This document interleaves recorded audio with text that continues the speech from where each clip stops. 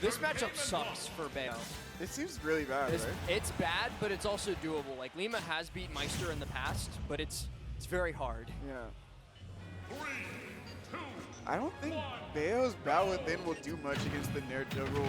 It seems like no matter, even if they do like a non-frame perfect Nair, you're gonna end up in a bad spot. The up air seems really hard to deal with. So up air like is pretty bat withinable, and like the first Nair is pretty bat withinable.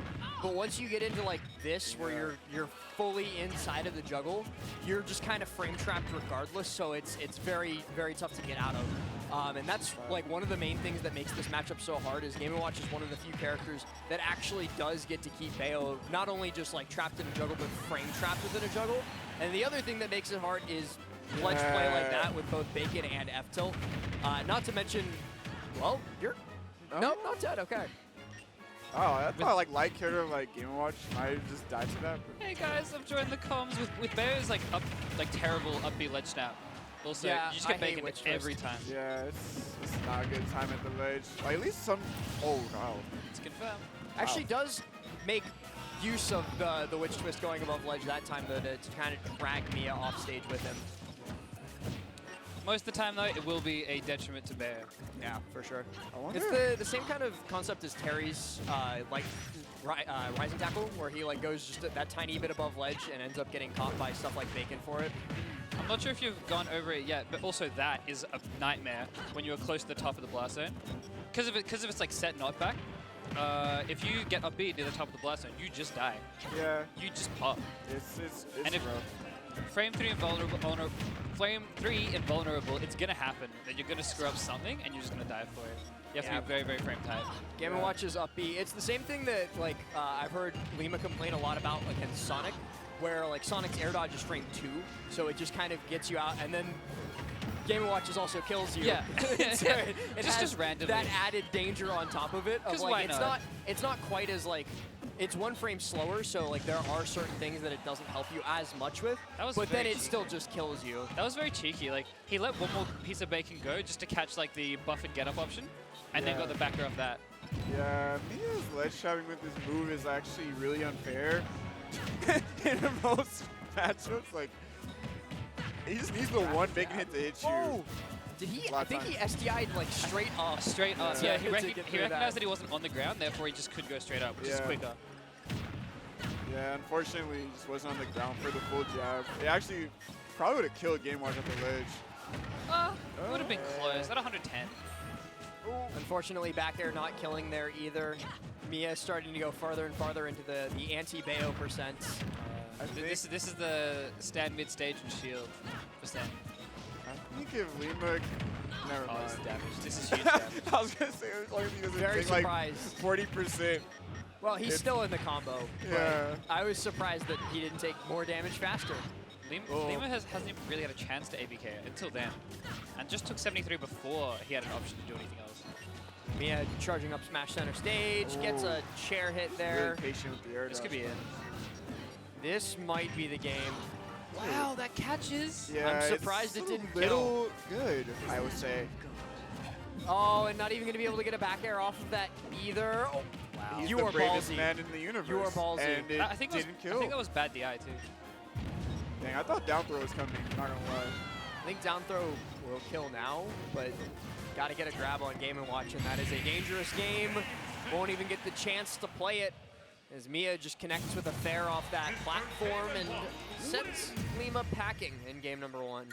I feel like Bayo matchups depend so much on how perfect they have to be and how perfect the execution has to be. Yeah. And this matchup in particular is a holy shit, I have to be perfect. It's an interesting thing too, because I feel like there's very few characters like that in Smash, but like Kazi is another example of that, where it's not so much how good your opponent is. Sure, part of it's how good at the counterplay they are, but it's also more of a question of how good are you executing right now. Yeah. The character has all the tools, it's just how little mistakes you push the buttons. Yeah, that's pretty good. Lima's usually pretty damn good at pushing the buttons, but Game & Watch is a matchup where you have to push them absolutely flawlessly, or and it needs the advantage stage. It doesn't feel nice either. Just like you get hit once, and it's like, wow, yeah, I'll just sign a contract saying we'll skip ahead 30 seconds. I'll be at 100%. Yeah, I actually would prefer to Game & Watch's Nair was like a quick time event. Like I just press A and you press A at the right time and you get out. You ever played No More Heroes? This is dangerous part. Oh, it goes for the Nair. I have not played that. What is it about? So No More Heroes is a very weird game where you are a guy named Travis Touchdown and you get a lightsaber in the mail. You get it off of like Amazon. Nice. And because you get a lightsaber, this woman is like, hey, you want to be an assassin? And Travis is like, heck yeah, I'll be an assassin. And you just start killing the higher ranked assassins to become even higher. It would be like if like I'm the number 10 assassin and you're the number 9 assassin, I hunt you down like so that I can be the number 9 assassin. Like fighting ranking. Yeah. Yeah, that's funny. And so Travis starts to climb the ranks of being an assassin. But anyway, what my point was going to be, in that game there were a lot of quick time events, and that was it. Yeah. Yeah, you could have just, you actually just could have just said the game has a lot of quick time events. Jordan said quick time events, and I went on a tangent about No More Heroes. It's an amazing I really game, like by No the More way. Heroes. He should have been in Smash, but instead he's an assist trophy or something like that. Or me costume. I think I'd take Bacon over Minminos. That's crazy. Really?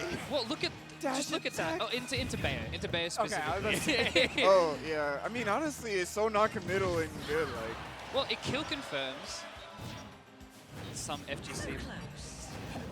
I have to stop Lima myself has from to swearing. witch twist. It's such an Australian like ingrained thing that I just end my sentences in a swear word, and at the end of every single one, I have to just be like, no, actually, I Gotta won't. choke it off. Not today.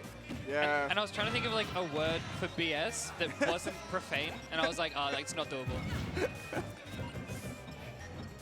I think when you're looking at certain things in Smash, you just have to say that it's It's BS true. and move on. It's true.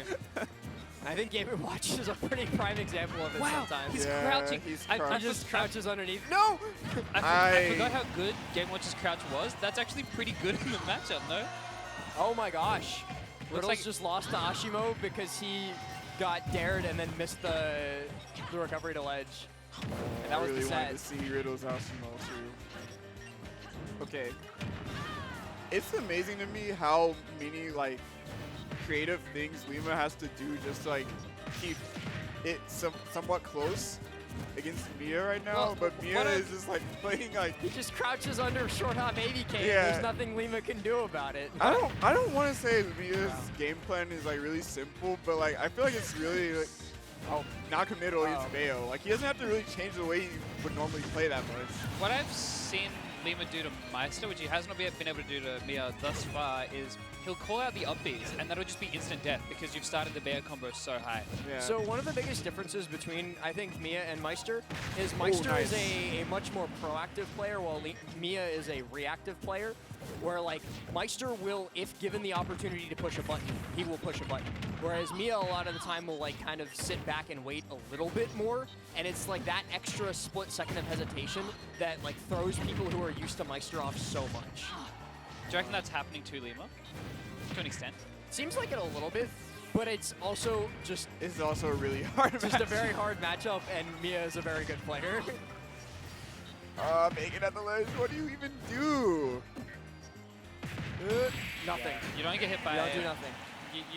I think like in my head you just have to get hit by the last one, because then you get hit by landing, hit a bear, and you get to like reset, rather than if you get hit by 2, you get check. But he also can just be killing with that bear also. I think he's just been getting really unlucky. Yeah, I don't not think necessarily. The landing hit of Game Watch bear doesn't kill. So he needs the linking hits. Yeah. And I was going to say, like, I don't think the differences between... I did touch on it a tiny bit. I don't think the differences between Miya and Meister matter that much. I think it's just Game & Watch beats the hell out of Bayonetta. It's really hard matchup. Can we get mute and send it for commentary? Can two people swap? Sure, I'll swap off. Or do you want to swap off? 'Cause I you've been don't here mind You've been either way. Okay. Have a full swap. Yeah, if a lot of people want. I'll hop off.